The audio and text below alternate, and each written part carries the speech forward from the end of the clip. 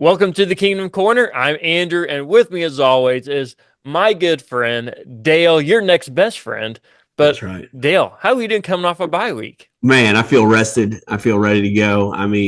12 more weeks of football. Here we come, right? That's right. Hey, So, yeah, hopefully the into the Chiefs were able playoffs. to, hopefully they were able to rest and recover and get back on track from some of those injuries they had. I Yeah, mean, when the schedule first came out, I was like, man, I can't believe we have the bye so early. And now I'm right. like, I'm kind of thankful we have the bye early. We Yeah, got a bunch of injuries really quickly. So, question is, can we hold up through the rest of the season? And that's that is just the big question. that's just a question of well, we won't know till we get to the end of it. So, but either way, today we're going to be jumping to the 49ers game, looking at that matchup and how the Chiefs might compare to them. The Chiefs are going in as an underdog, so how does that Wow, work out for them? But then we'll also be looking at some of the stats that the Chiefs have been able to accomplish so far this year. Maybe some man. important ones that for this matchup, even. So, and then doing our player comparison. So, all that and more is coming up. So, come hang out with us. Mahomes looks to throw it. Pump faking right side. He wants it. A comeback cut. It is caught by Kelsey. Touchdown! Kansas City. The game is over. The Kansas City Chiefs are champions. All right, Dale. So Chiefs coming off a bye. Andy Reid's pretty good coming off a bye, don't you think? Yeah, he's pretty good. He comes off and, he's ready. I don't think Andy Reid takes much of the bye until the offseason and maybe takes like a Yeah. month or a couple weeks off. But I'm sure Andy gave his guys a couple days off, but for the most part, Andy's always working in the shop or in the lab and creating new plays. And I think really, like you mentioned in the opening there, I think it's really important that he does spend some more time thinking like, okay, these are the wide receivers we have right now. Yeah. What do we do? How do we get them open? What scheme? So you're gonna have to change just a little bit from where you started with. You thought you had Rashid Rice. You thought you were gonna have Hollywood Brown, Yeah. and those guys have unfortunately hit the bench, and so you got to figure out, okay, how are we going to win with Juju? How are we going to win with Xavier? So I'm excited to see the game and what they're going to do and what kind of different ways they're going to use Xavier Worthy and how they're going to use them, because I feel like they're creating plays and dialing things up for him. It's just he has not been in the spot like open at the time where Pat's looking at him. So he gets open, Yeah. I think, a lot of times, but just not in the timing of the play. Yeah. Absolutely. And Yeah, timing is so important when it comes to the NFL. So right, if you're off in your timing, it's not going to work no matter how good or fast you are. right, yeah, yeah. So, but either way, the Chiefs are still undefeated going into the bye Whew. and coming off the bye. Only one other team can say that, the Vikings. But the only AFC team that's still undefeated. So Andy Reid now has started 5-0 five different times in the Super Bowl era, which means since 1966. There's only two other NFL head coaches that have five-0 starts to season. Wow. Tony Dungy and Tom Landry. So Andy Reid is an elite company among those Yeah. two guys. There's no other NFL coach that has more than five-0 starts to start Yeah. the season. So pretty good.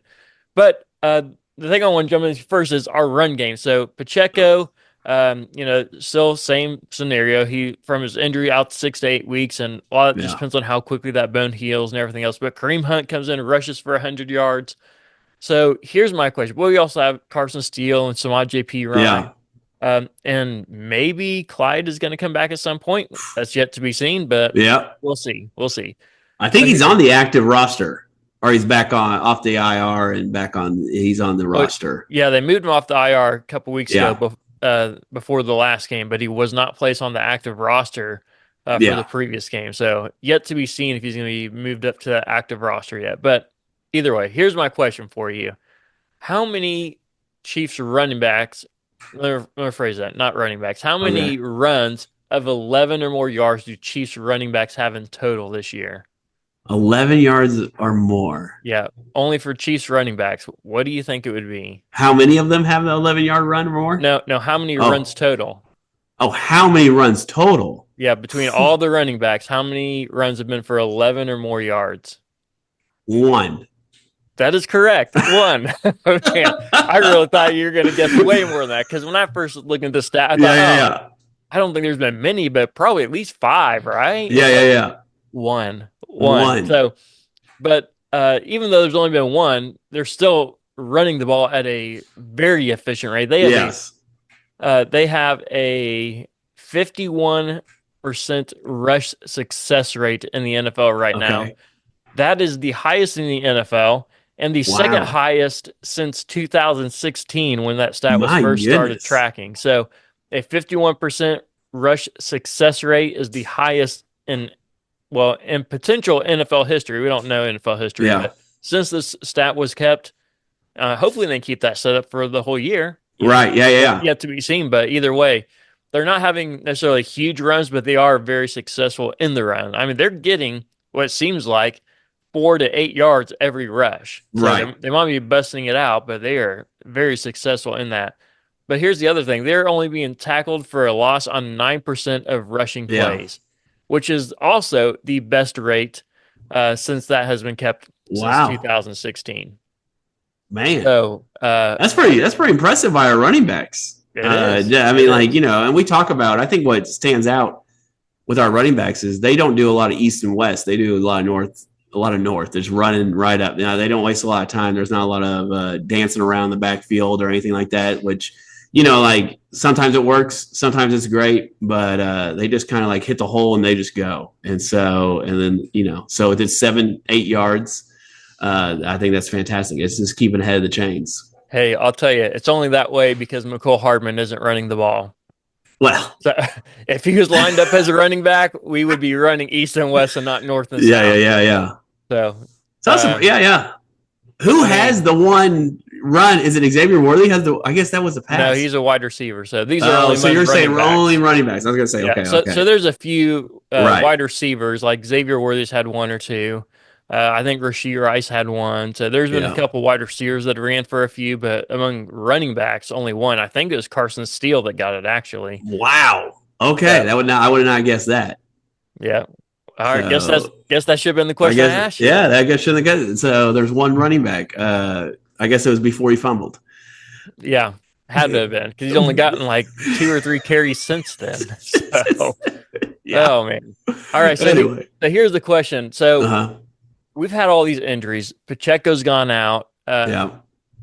We've had Hollywood Brown got hurt in the first preseason game. Rashee Rice is out, and it's been officially declared he's going to be out for at least 10 to 12 months, which we all expected that. But then they start playing with our emotions like, oh, well, we're actually going to get a second opinion, got your hopes up. And making you thinking, oh, man, is he going to be able to come back at some point, at least for the playoffs? And no, he's done. So, and potentially, not to get too off on this, but if he has a suspension coming next year, he could be done for 2 years. Wow. I mean, and, I'm not saying that he wouldn't still be a great player at that point, but look at Deshaun Watson, what happened if you're away from the game for too long. Yeah. I mean, and I'm not wishing anything like that on Rashee Rice or even Deshaun Watson, but when you just step away from the game for that long, no matter how good you are, you lose some of that. So hopefully that doesn't happen to Rashee Rice, but that's the scenario we're in right now. But with all that said, the Chiefs seem to not be very active in the free agent market, and necessarily, and especially the trading market. We saw Amari Cooper go to the Bills, right? The Bills, yes. Devontae Adams went to the Jets to team back up with Aaron Rodgers again, and the Chiefs are the ones that have all these injuries, and they just seem to be a little quiet. And but that's also credit to the Chiefs because the Chiefs are just taking the people that people are discarding. Like, oh, we'll take Juju, we'll take Kareem Hunt, we'll take these guys that are just sitting on their couches. The teams are throwing to the side, saying we don't need you anymore, and then just plug them in and let them get 100 yards. Just the Chiefs are excellent at this one thing: finding guys that fit their system. Yeah, and I know both those two guys were in the system before, so they kind of knew them. It probably helped a lot. But either way, they know the guys that fit their needs and fit their system, and so they're really, really good at doing that. And so here's the question for you, all that to say this. Can the Chiefs and Juju and Kareem Hunt specifically keep this up? Will Kareem Hunt have another 100-yard game, or will Juju have another 100-yard game? Yes to both. I don't know if it's going to be this game because, this is a really good defense that we're playing. But I do think they'll have one of those games where they do break out. Maybe not the same game, but I do think they'll have games that they'll break out. And Get those yards and help the team win. And so, I mean, we've already seen where Juju's helped us win a Super Bowl. And so we'll see if he can. I mean, that was only 2 years ago. So he's still got to have some juice in the tank, pun intended. So we'll see how much he can do. And so I think a lot will depend on the others, as Shaquille O'Neal's called them. The others, right? The other guys, are they going to step up? Yeah. Is Watson going to step up and have a big game, one game? And that was kind of the MO when Juju was here.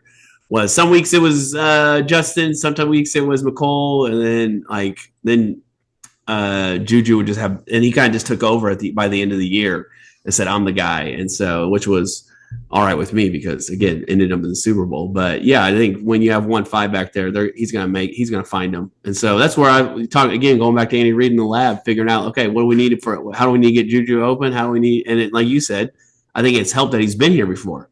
And so he can go watch old film of him and Juju and Pat and say, okay, this is what worked. Let's start doing these plays. All right. So since you think both of them are going to hit 100 yards again, who's more likely to have more 100-yard games? Ooh, I'm going to say Juju. Probably Juju, just because Kareem Pacheco's coming back. Like, we know he's going to come back. We don't know when. And so I think the timetable is ticking away, or the time for Kareem to be able to have a couple more 100-yard games is ticking away from him, because I think you got to put Pacheco in there. He's your star running back, right? All right. Well, that's my question. Okay. If Kareem Hunt is able to knock off another or maybe even 2 more 100-yard games, does he get the starting role even when Pacheco comes back?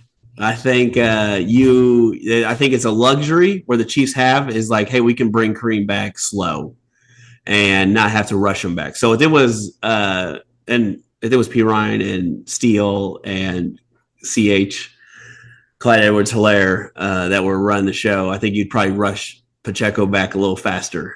That's just my opinion. May not be shared with a lot of other people, including me. I think you rush out and be like, hey, we got to get someone going. Hey, you don't rush a guy back from a broken bone.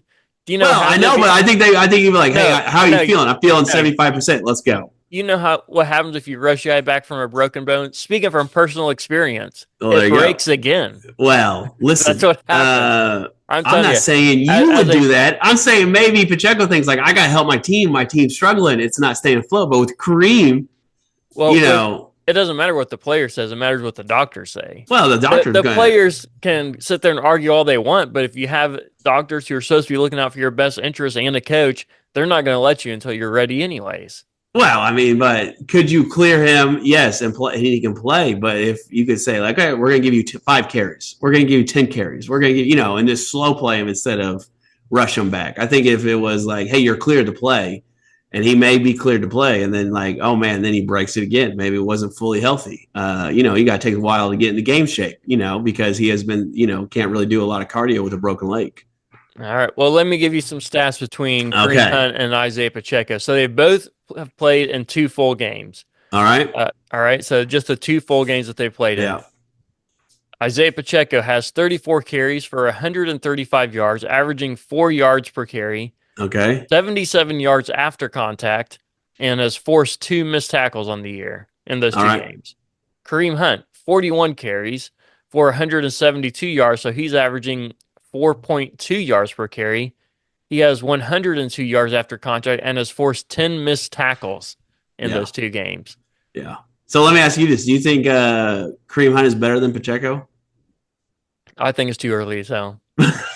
So I'm not like I told you before this, right after the last game, I said, I'm not going to go all in on a guy that I've seen have one good game after sitting on his couch. He had a pretty good game in that first game too. Oh, yeah, but not as good as this last one. Oh, yeah.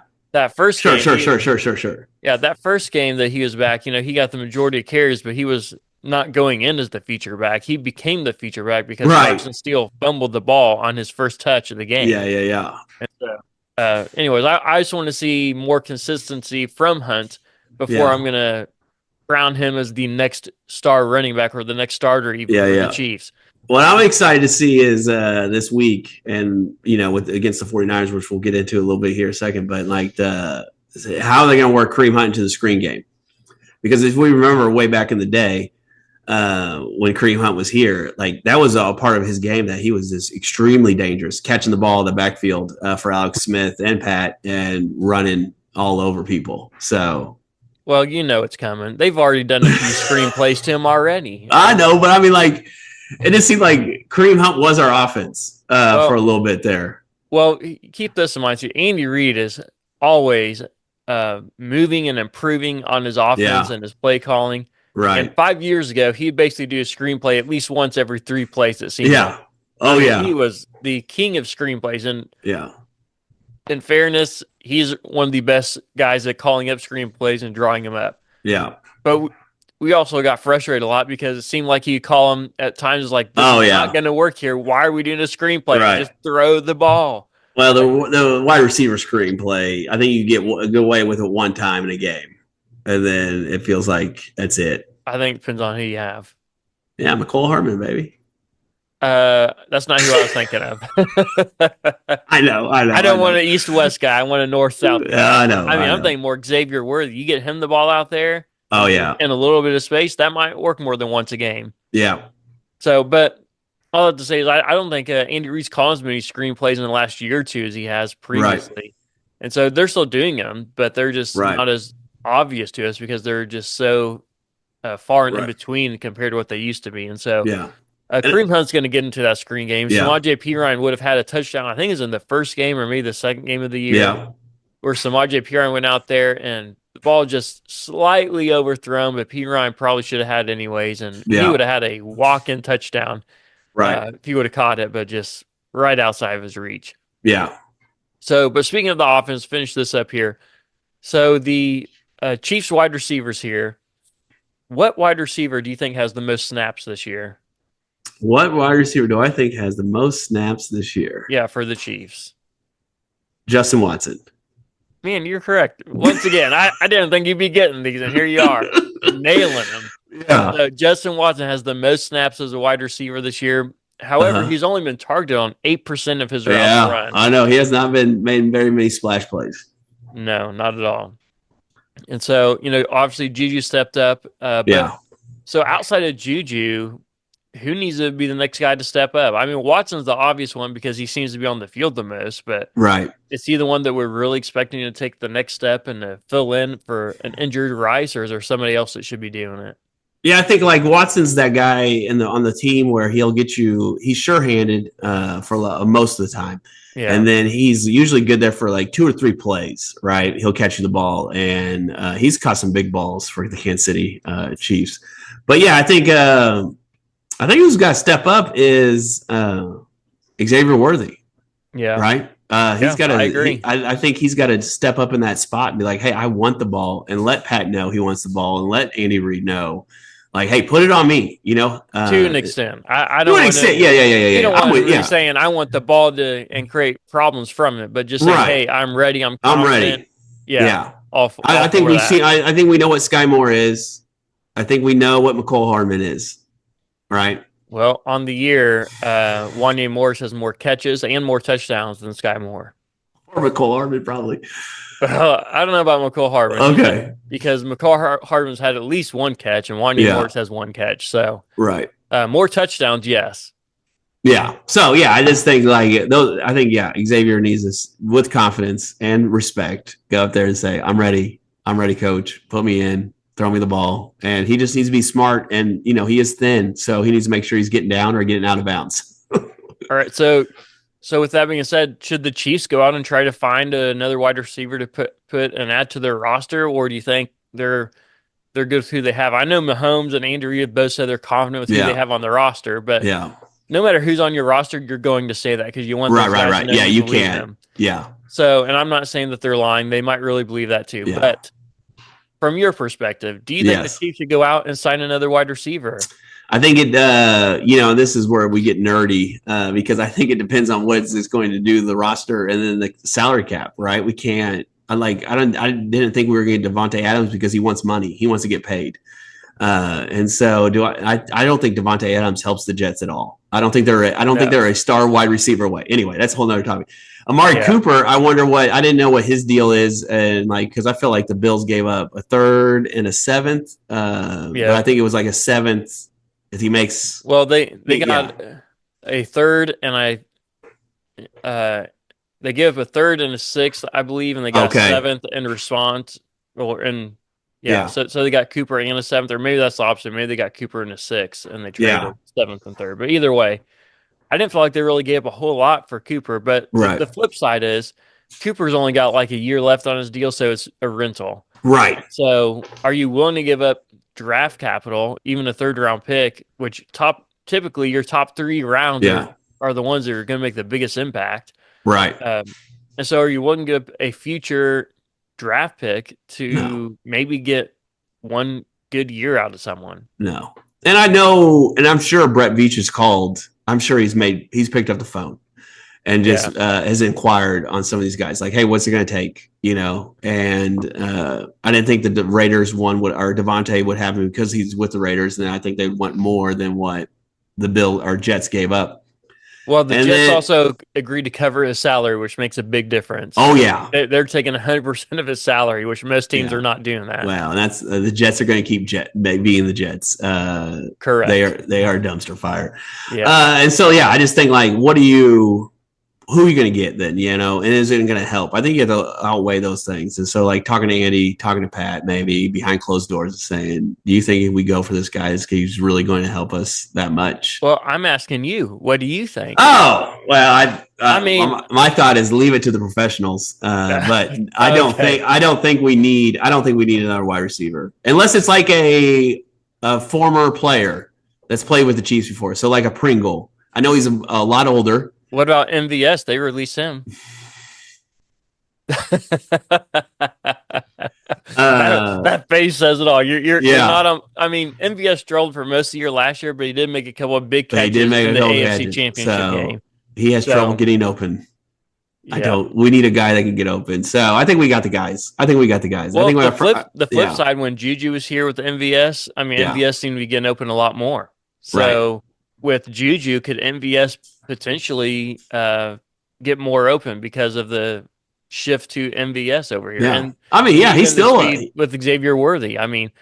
Would MVS be an option for the Chiefs? Do you think? Oh yeah, I think he'd definitely be an option because now you're not paying him, and so you're not going to make the mistake you made before, where you're like, hey, we're going to pay you for 3 years, and it wasn't like an ungodly amount, but it was like like probably too much for him. Yeah, I think they're giving him $11 million a year or something like that. So it was like, okay, well, we could get another tackle or a guard or whatever. We can get someone else. We can spread that money around. So yeah. Well, and it's been noted many times by many people before that an Andy Reid offense is a hard offense to catch up on. It's a hard offense to grasp, so it takes you a little bit to get in that. And so you're not really going to go out and get, unless it's like this, an all-star wide receiver who's extremely smart. Yeah. It's not going to be someone who's going to make a big impact. And those guys who are that good, who are extremely smart, are also guys who the Chiefs can't afford. Right. And so really your options are former Chiefs players. So you got MVS, you got Byron Pringle, as you point out, you got Demarcus Robinson, who's on the Rams team. I think Chris Conley is still in the league. I saw him make a play for the Texans. Is that who he was with the 49ers last year. I don't know who he's with this year. Oh, he still might be with him. Yeah. He'll be another guy. But he's been removed for quite a while now. I don't think he played with Mahomes even, but I could be wrong. Okay. But maybe, I take that back. He played 1 year with Mahomes at least. But either way, so those are the guys I can think off the top of my head who are wide receivers who used to play for the Chiefs, who I'm not saying the Chiefs are going to, but if they're going to target someone, those are probably their most likely options. Yeah. What about Tyreek Hill? Yeah, Tyreek Hill too. With his cap salary, you can't afford him right now, is the deal. So no, yeah. But there's a lot of talk saying Tyreek Hill, he might be coming back to the Chiefs someday. So we'll see. Yeah. We'll see. So, all right, let me give you a little player comparison here for you. So these are two players who one plays for the 49ers and one plays for the Chiefs. Both defensive line guys. So one player A has 12 tackles. Player B has 17 tackles on the year. Okay. Sacks. Player A has 3. Player B also has 3. Quarterback hits. Player A has 7. Player B has 6. pressures this year. Player A has 21, player B has 20. And I will put this out there too. I did because the 49ers player has played in one additional game than the Chiefs right now. Yeah. So I took out the stats from the most recent game that the 49ers played to make it even in games played here. Okay. So this well, does yeah, not we don't want include- the haters to come after you. I know. So I'm not including the stats from the most previous 49ers game so both players have are getting stats from the same amount of games. So that is are they play the same position? I didn't say that. I said they both play on the defensive line is what I said. Okay, so they don't play the same position. All right, very good. Very good. No, okay. they do not play the same position. Whew. 3 sacks. So that's what threw me off, the sacks. Joey Bosa, Chris Jones. First off, Joey Bosa does not play. Oh, well, what's the Bosa? Nick Bosa. I'm asking you which player do you want. I'm not asking you to guess him right now. You got to tell me which player would you rather have on your team? Player A or player B, based on stats alone. Yeah, I think the tackles. 20. Who had 21 tackles?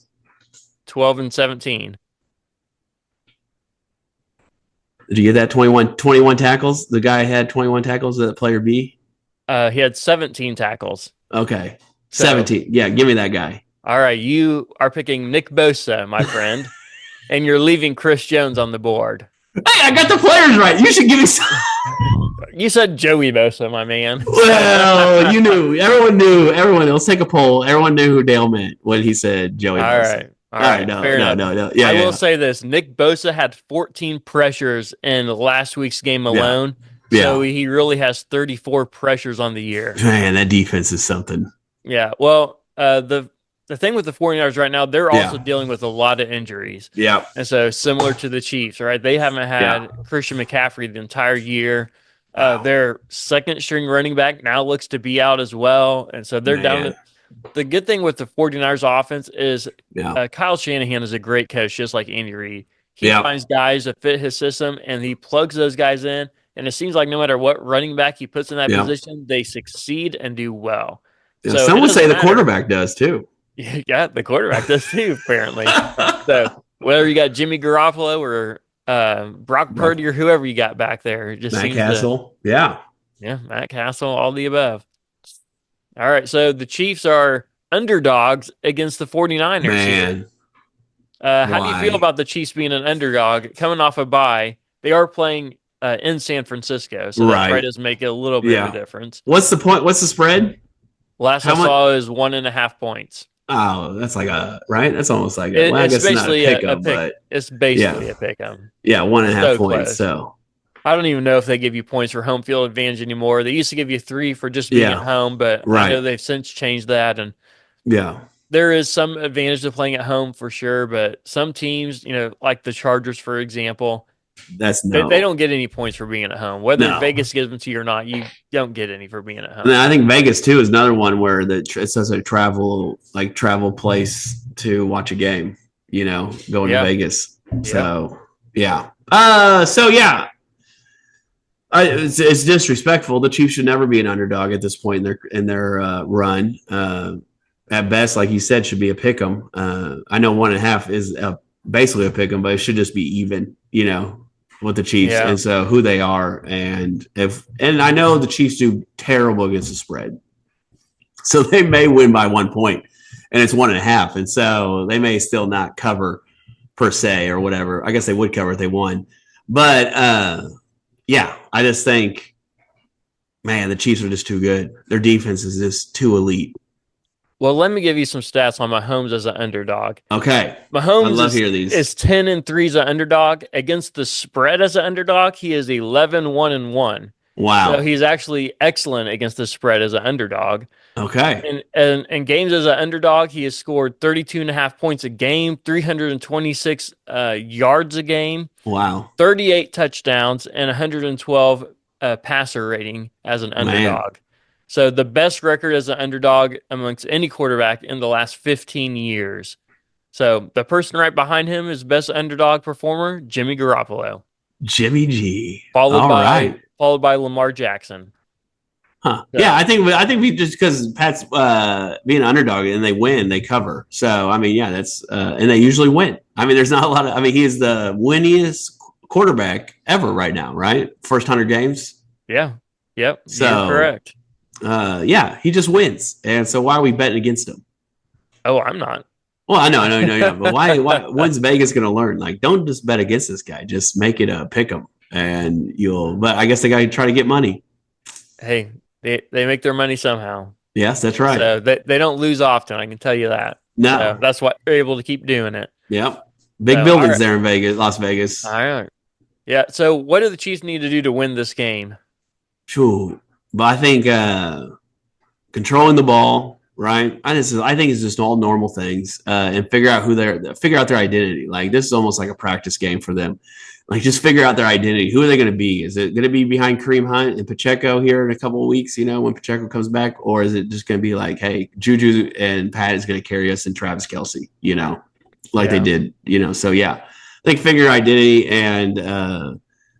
I think the defense is just playing lights out, and I think they're just going to get. And we've talked about this several times, but what's scary about this defense, them playing so well right now, is that historically, Spags' defense gets better by the end of the year, and so that's imagining this defense is getting better, and they are going to get better because what's that defensive lineman that's going to come back hopefully in a couple weeks? Charles Omenihu. Charles Omenihu is going to come back, another pass rusher, and so that's going to help the defense a lot because now we got more pressure coming in, and that gives our corners they don't have to cover as long.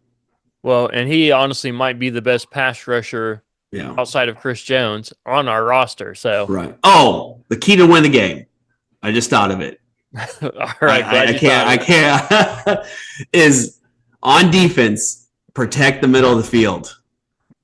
So Kyle Shanahan loves tight ends, and there's a guy named George Kittle on that side, and I think he could have a big day against our linebackers, who's probably been our weakest point on defense. So I think it's covering up the middle of the field and making sure we don't let them just own it. Yep. And on the flip side, our other thing we need to do, stop Nick Bosa. He's going to line up against the left tackle. Doesn't matter who's out there because that left tackle position is struggling this year. And so Nick Bosa has got to be slowed down. They got to chip him or something. But Nick Bosa is going to have another 14 pressure day if he is out there one-on-one the whole game against whoever the left tackle happens to be on Sunday. So, all right, last thing for you. AFC power rankings, according to me. Yes. Let's bring him back. Who do you got? Bring him back. All right, going 5-1 here. Number 5, this is the hardest one to pick. Honestly, I think the top 4 are the easier ones. This one's hard, but I'm going with the Chargers this week for number 5. Man. I think they are on a trajectory to go up. The other 2 teams that were in contention for this one are the Bengals and the Steelers. I don't trust the Steelers' offense. The Bengals, I don't trust anything about them right now. They just are not playing well. They struggled against the Giants. Yeah, that's what I'm saying. Struggled. So, but the Chargers and Steelers have all struggled too, so there's not really a clear number 5. So the Chargers get it this week. Number 4, the Texans. Okay. So they're a step away from getting up to the big boys table, so to speak, but they are still playing well. Number 3, the Bills. The Bills could have and probably should have lost in last week's game on, was it Monday night or Monday night against the Jets? Yeah, against the Jets. If the Jets had someone who could kick a field goal in high winds, the Jets would have won that game. But the Bills pulled off. They're still only 2 lost teams, so and Josh Allen is playing well. So number 3. Number 2, the Ravens. They finally started running the ball again, which is what they should have been doing all year. And so the Ravens take the number 2 spot and probably should have had that spot long before, but they decided they didn't want to run the ball until they realized, oh, wait, we have Derrick Henry and Lamar Jackson. We probably should run the ball. So they're number 2. Number 1, the obvious choice, the Chiefs. They are the only undefeated team in the AFC, the back-to-back reigning Super Bowl champions. And until somebody knocks a champion off, you can't knock them out.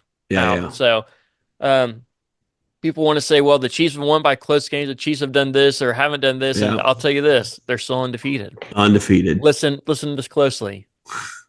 good teams find ways to win close games. That's right. I've said that before, and I'm going to said keep that a harping million on times. that because it's so true. So the Chiefs Yep. are your number 1 seed this week. Hopefully, we'll be able to stay there for the foreseeable future in the season as well. So yeah, who loses first, Chiefs or Vikings?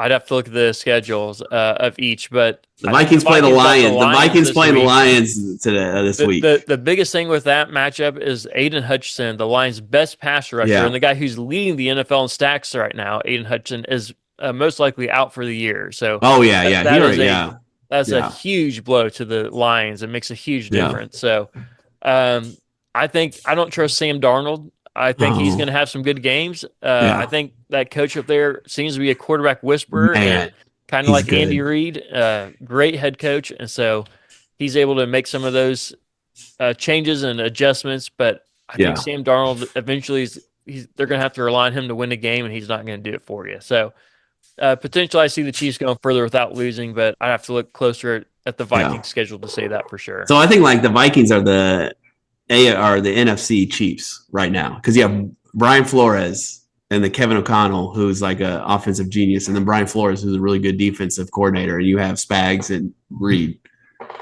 Yeah. So maybe when those two guys retire in like 5 years, we just bring those two guys down. Hey, if they're still having success in Minnesota, they might not want to leave at that point. Well, who wouldn't want to coach Patrick Mahomes? Well, good point too. So we'll see. We'll see. All right.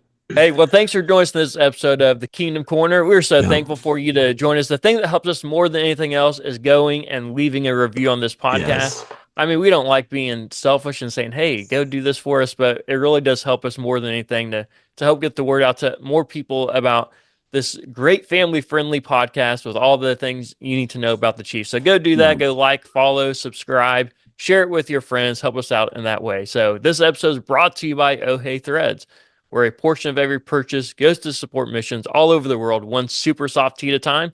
You can get your own super soft tee at ohheythreads.com. We'll see you next time right here in the Kingdom Corner.